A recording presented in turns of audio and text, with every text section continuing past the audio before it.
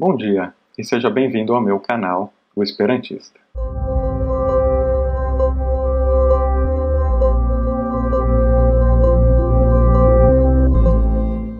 Na aula de hoje, a gente vai aprender sobre o acusativo. Vamos lá? A gente vai aprender o que é esse tal de acusativo, para que ele serve e como e quando usar. O acusativo é uma maneira simples e fácil de deixar claro quem está fazendo o que numa frase. Porque às vezes a frase ela não está clara e precisa de um pequeno auxílio para poder tirar a dúvida. Vamos ver alguns exemplos que a gente vai entender isso daí. No português e em várias outras línguas, existem ordem para se fazer uma frase, uma ordem mais natural.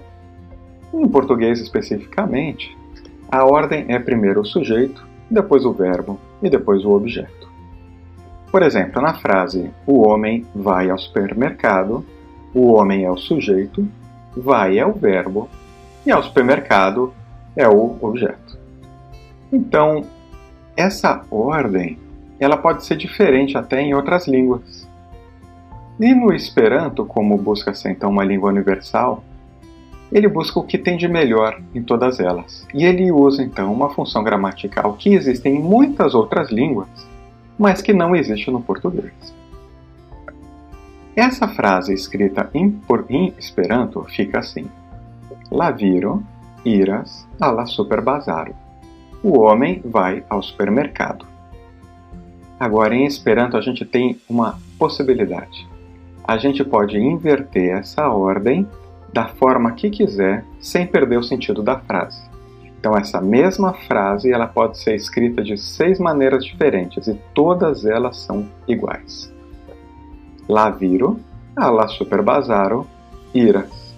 Coloquei primeiro o sujeito, depois o objeto e depois o verbo.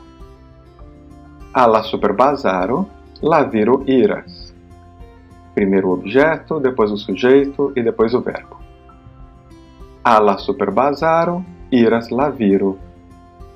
Iras alla superbazaro la viro. Iras la viro alla superbazaro. Essas ordens das palavras em Esperanto, ela é aberta. Você pode usar da forma que quiser. E a frase ela sempre vai ter o mesmo sentido. Você viu que nessas frases que a gente falou, em todas elas, fica claro que o homem que vai ao supermercado. Vamos ver mais alguns exemplos. Me paroles com Paula. Eu falei com Paula. Se eu inverter a ordem, colocar, por exemplo, com Paula me paroles, tá claro, não tenho dúvida. Quem falou fui eu e falei com quem? Com Paula. Outra frase. En la parco Mario promenes. No parque, Mário caminhou. Essa frase até já está invertida, mas o sentido está bem claro, que o Mário caminhou no parque. Vamos ver mais uma. Curis la knabo alla cuireio. Correu o garoto à cozinha. Eu posso inverter la knabo curis alla cuireio. O garoto correu à cozinha. À cozinha, o garoto correu. Alla cuireio, la knabo curis. Qualquer inversão, qualquer forma que você quiser montar essa frase, ela tem exatamente o mesmo sentido. Vamos ver mais uma. La viro quissas la libro. O homem beija o livro. E eu posso inverter essa ordem.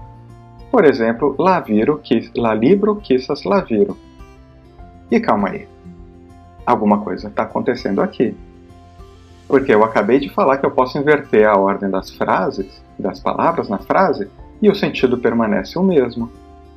Mas nessa frase, que está com a ordem invertida da primeira para a segunda, o sentido mudou, porque no primeiro parece que eu estou dizendo que o homem que está beijando o livro.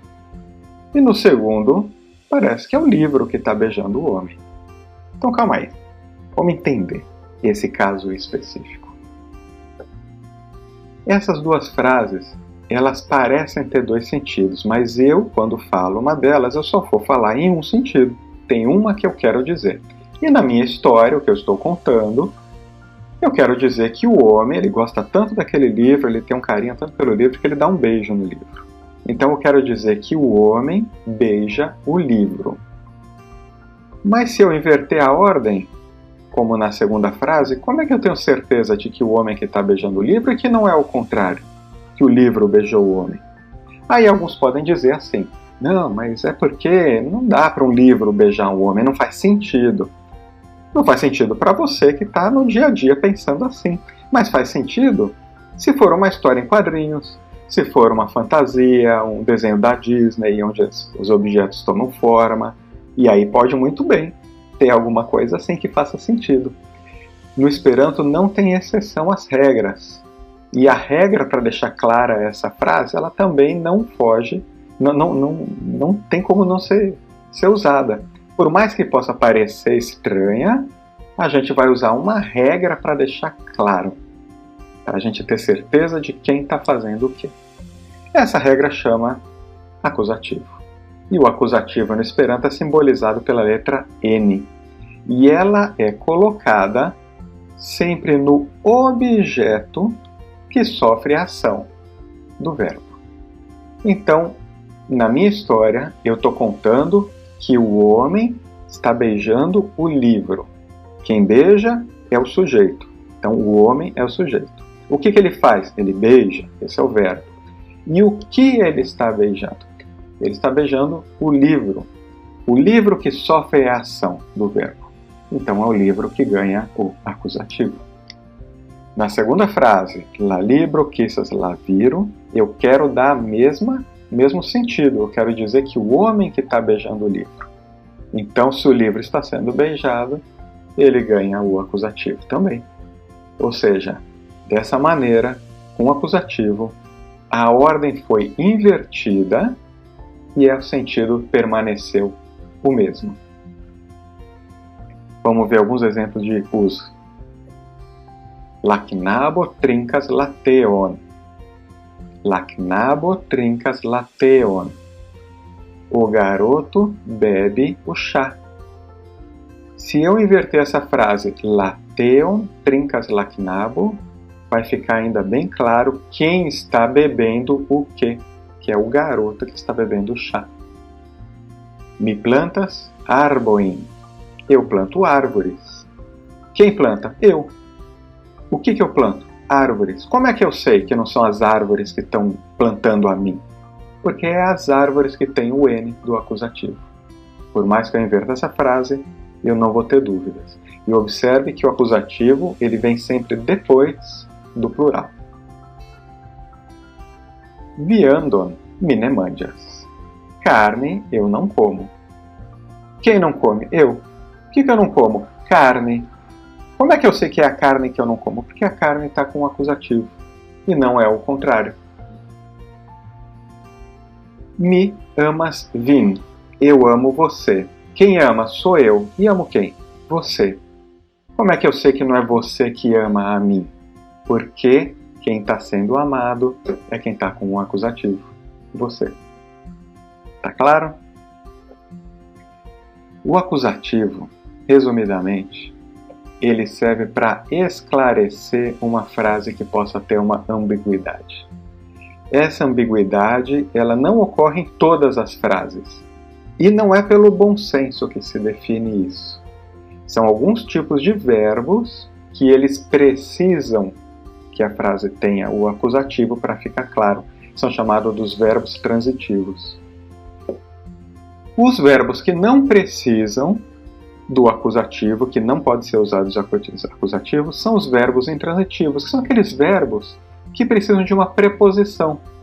E não se usa acusativo após preposição. As preposições são, por exemplo, por, per, al, diz, en, de, kun, sen e mais uma série de outras. Mas por que não usa depois de preposição? Vamos relembrar aquela frase do começo. La viro iras alla superbazar. Quando a gente inverteu aquela ordem daquela frase, em nenhuma das 6 possibilidades a gente tinha qualquer dúvida do que estava acontecendo. A preposição deixa claro quem faz o quê. Mas nos verbos que não tem preposição, como a gente viu o verbo ame, o verbo cure, o verbo plante, Eles, como não tem preposição depois, se inverter a ordem pode gerar dúvida. E aí usa-se o acusativo. E também não se usa o acusativo no verbo de ligação este. Por exemplo, na frase mi estás viro, eu sou um homem. Se eu falar ao contrário a frase viro estás mi, a frase continua bastante clara, não há como ter dúvida de quem é o quê. Os verbos de ligação não necessitam do acusativo. Resumo, então. A gente viu o que é o acusativo no Esperanto, que é simbolizado pela letra N no final da frase. Ele serve para esclarecer a frase que possa ter dúvida, não se usa após preposição e não se usa após o verbo este. Muito bem, espero que tenham gostado. O acusativo é um tema bastante interessante, é muito comum em diversas outras línguas, mas como ele não existe no português, algumas pessoas no começo geram um pouco de dificuldade. Mas é simples o uso dele e a gente daqui para frente vai usar normalmente. Estou deixando no link na descrição do vídeo link para mais material didático, para exercício, e participa também no nosso canal no Telegram, onde eu venho colocando mais material e mais informações para vocês. Então é isso. Diz!